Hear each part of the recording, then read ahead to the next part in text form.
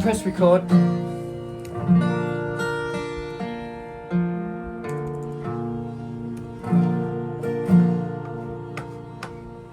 Welcome to the Crafty Music Tips YouTube channel. My name is Crafty and this is yet another behind the sound video. Now, the song Rocket Man, we're going to look into what went into the recording. We're going to chat to the main man himself, Darren, and he's going to talk a lot about his process. But before we do, just in case you're going to a music trivia night soon and you weren't aware that the same producer that produced Rocket Man originally, Elton John, actually was the same producer that produced David Bowie's Space Oddity.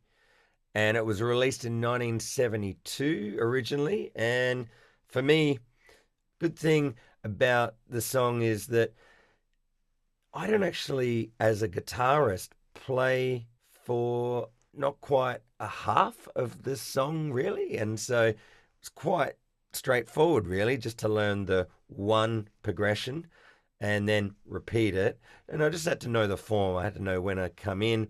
And then I did have some backing vocals that I had to practice. Yeah, so in many ways, this song was quite straightforward for me, thankfully. I have had many other Sing It Live songs where they haven't been so straightforward.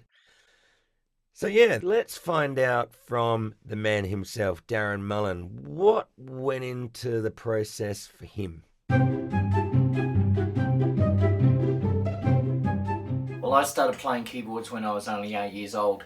And even though that was the organ at first, around 13 years old or so, I started to play piano and was classically trained. And it was just a totally different platform for me, using my fingers and really doing a deep dive into my favourite types of music.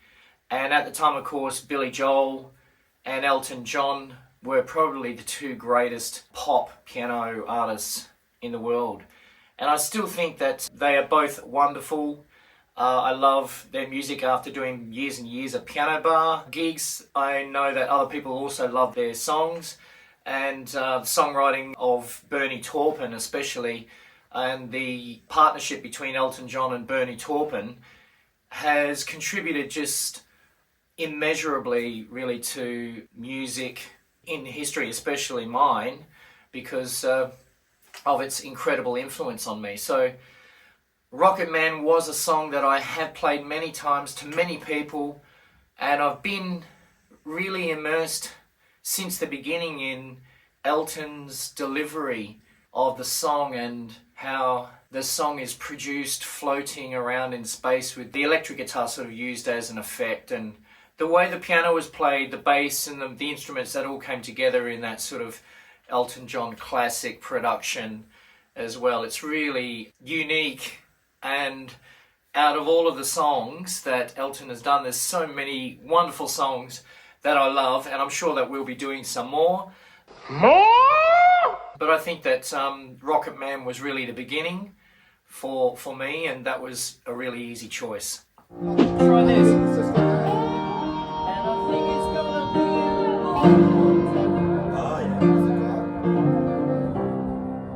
Oh yeah, cool. finish on that low. So what are the chords? G, so just go to G minor. G minor, 7th, G minor instead of the B flat. Yeah, that's From the E flat. And I think it's gonna be a long, long time.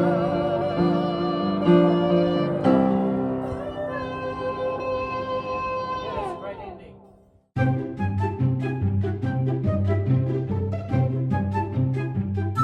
The performers in this video are definitely the right sort of combination here, having Crafty playing acoustic and his ability to wear crazy glasses.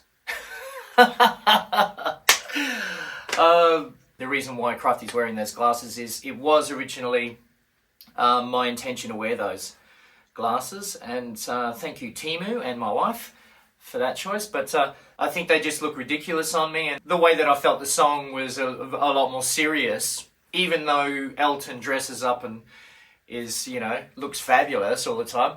I thought that I would just wear my normal Ray-Bans and be able to still sort of look at the camera. Maybe people could sort of see that I was looking at the camera, my eyes and stuff. And, you know, in the end, we sort of had a bit of a giggle, and Crafty put them on.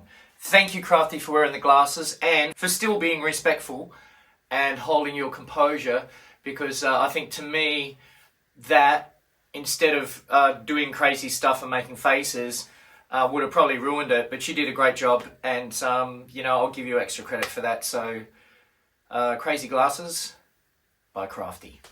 I'm a rocket man. It looks great on you.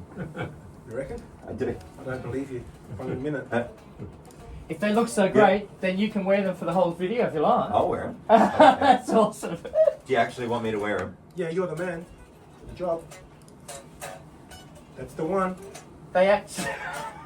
I thought they actually did look genuinely great on look you. good on you, and especially Then they'll like get confused you which being one up is Elton that John. bit. Yeah. Confused? that's- Which one? Yeah. Shouldn't you wear? No. No? No.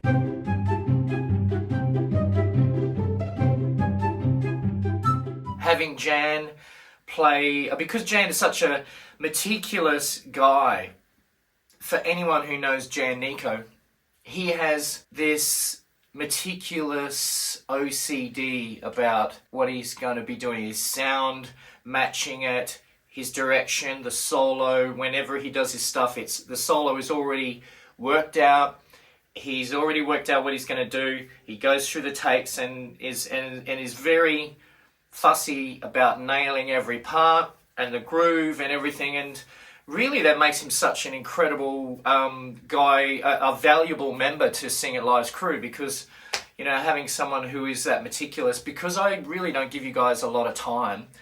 You know, I just shoot you a text going, here's all the links to the version that we're doing, and it's this song, blah, blah, blah, and I'll see you in 2 or 3 days.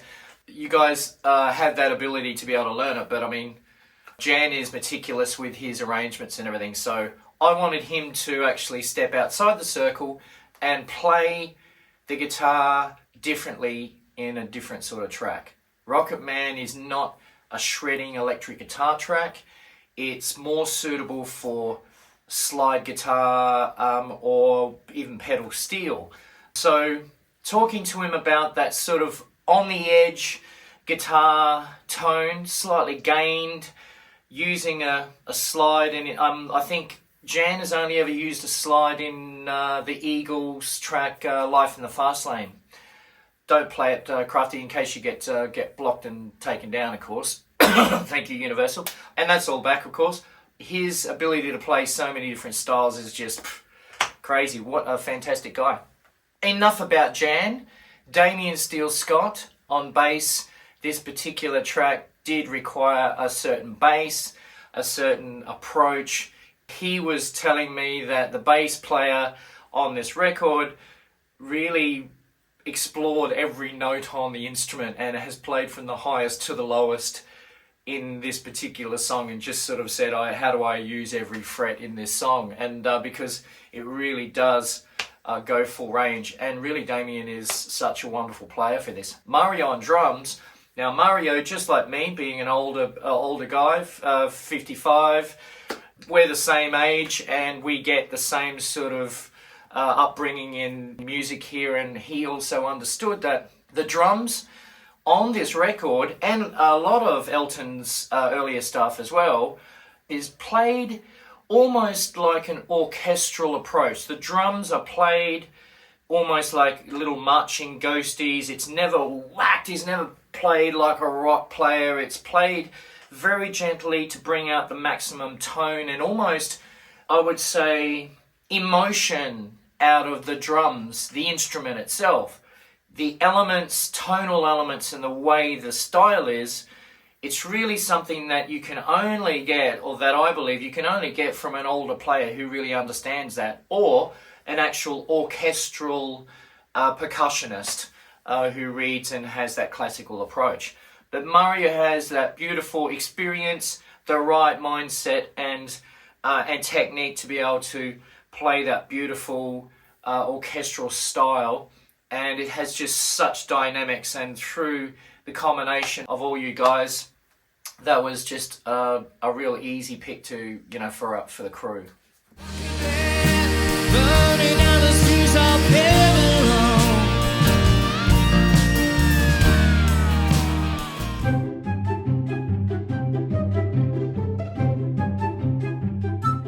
greatest challenge for this video had to be closing the front of the piano and miking it, and having the piano driving the song, having that sort of the best tone that I could possibly get out of it. I'm a stereo guy, so I like that, you know, I had to put 2 microphones behind the actual solid lid. I didn't want to use any screws because, you know, it's only about 1 inch wide, this piece of wood here. So I sort of temporarily sort of attached a center mic, which is a boundary mic I would normally use inside a kick drum. The SE Electronics BL8, put that one facing in the center of the actual piano, facing the mechanism. And then 2 condensers facing in towards that center, because I didn't have enough room to actually poke them facing too close. And even then they would have been too close. You would really hear the hammers hitting and it would sound like a honky-tonk piano. So, and then I had to still mount them on foam and clip them in using a staple gun so that it was not permanent. It was nice and cushioned, and I could still achieve the sort of sound that I wanted. So that was the biggest challenge for this, really, to get the piano mic'd, get it sounding the best, and I believe that I did my best, and I think the sound from the piano was great. I love my Kawai uprights, just a wonderful instrument. So tomorrow, recording, singing lead and playing piano with no camera guy. So have the camera set up over here, of course, remote, the iPhone, GoPro here attached to my music stand, and my light V7 to sing through.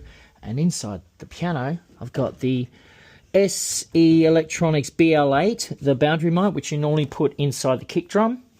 That's a fantastic mono center mic, plus 2 Shure condensers. The KSM 137's doing the stereo pair. That should sound amazing. So this is my new setup, and I can't wait to show you what it looks like, what it sounds like. Mixing the track was great. I didn't have any real challenges.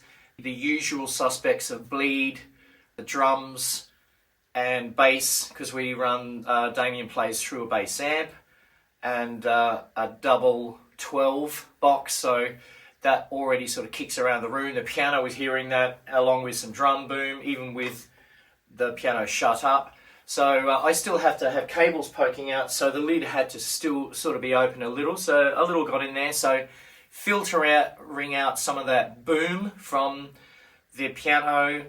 I found that I could run the bass response in the piano full range until the band came in, and then I had to gradually cut off those bottom end sounds from when the bass started to go down. But I think basically when the drums came in on that first chorus, I had to just gently roll up the bass and just close it up from the piano, so you didn't really hear any low bass until that last verse where it opened up again, where I played alone. It was me and the piano. That was probably the only really challenge, is just to make sure that the piano wasn't just a great big boom clang track in there as well, to filter that stuff out. There's not many moving parts in this song. There's a lot of delicate sort of things like the harmonics that you, Crafty, played on the acoustic. At first, when I just did the compile, chose the take and pressed play and just sort of mixed stuff, I didn't actually notice, because they were so delicate, until I had put the video together with the GoPros and everything, and I noticed that you were doing something, and I'm going, what is Crafty doing there? And I went to your channel, turned it up, and lo and behold, you're doing some creative stuff. Those harmonics were fantastic, and I'm just so glad that they were there and I poked them out. I hope I didn't miss any of your other playing. So the acoustic just had a beautiful sound. I love the pickup sounded great. It just had a nice sort of rhythm approach without the hungry busker approach, which is generally what we're doing in songs in here. We're doing energetic songs where you're sort of bashing the acoustic. So very nice playing there, Crafty. Give me some acoustic.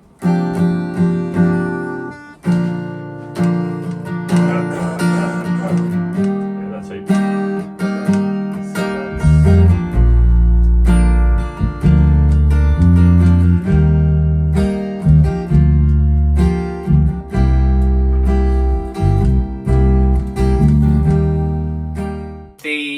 delayed and swirling, sort of panning slide guitar from Tzan, the nice cool deep bass from Damien. The drums were a fantastic way to mix without compressing the crap out of everything like I tend to do a lot with trying to draw energy out of the mixes that I do. So this song was a nice track to mix where it had a bit of breathing space and dynamics, and you know, it's really those first moments in the song where you just hear the voice and the piano, and the choice of reverbs and delays probably was at first I had the simple sort of one that Elton used, and I did elaborate on that by adding some echoes in my voice as well. I really wanted it to be just a little bit more modern, because we do sort of have our own sound, but still sort of had that sense of space and floating in space and being alone in the world in space in this rocket, and you know how insignificant you would feel, I suppose, and significant all at the same time, as I'm sure astronauts are. It's just a profound idea. And so the song itself had all of these levels of emotion in it, and the instruments and the way that you guys pulled it off was just fantastic. My piano playing was sort of average. I think in the bits when I was exposed, I pulled through. When I'm playing along, I think my rhythm's a little bit chunky, but it is live, and that is the way it is. I believe when you're singing and playing at the same time, you tend to concentrate on the words and not grooving, but that's probably my opinion. I'm not sure whether other people also picked up on that, but I'm the weakest link musically, and I hope people appreciate our mix and the way that it was delivered and performed.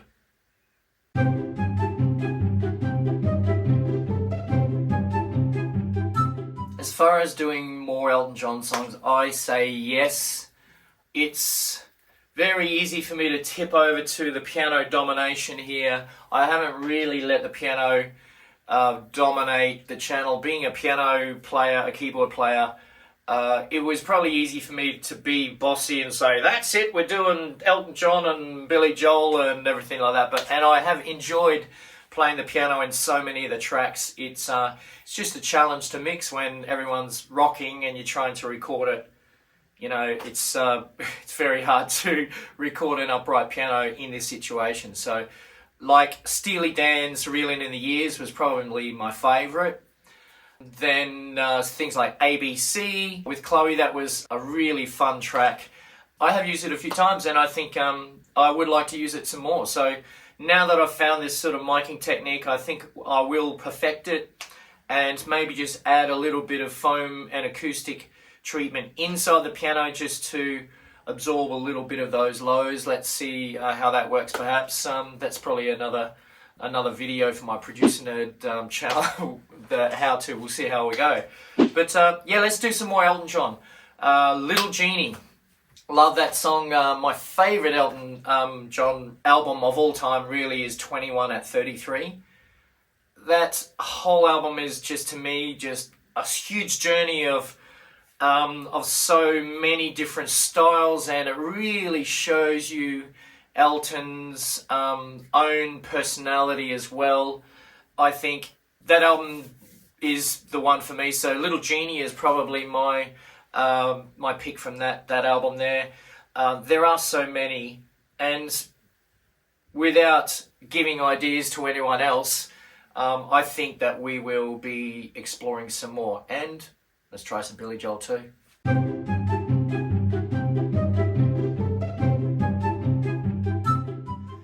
She packed my bags last night, pre-flight.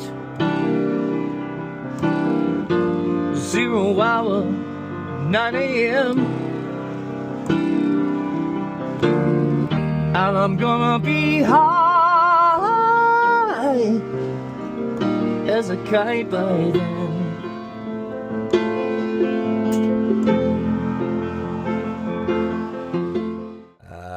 Good on you, Darren. Thanks for all of the insights there, and thanks for the kind words for me personally. Now, for you watching this YouTube video, did you learn anything, from Darren specifically? Did you know that it was the same producer as Space Oddity?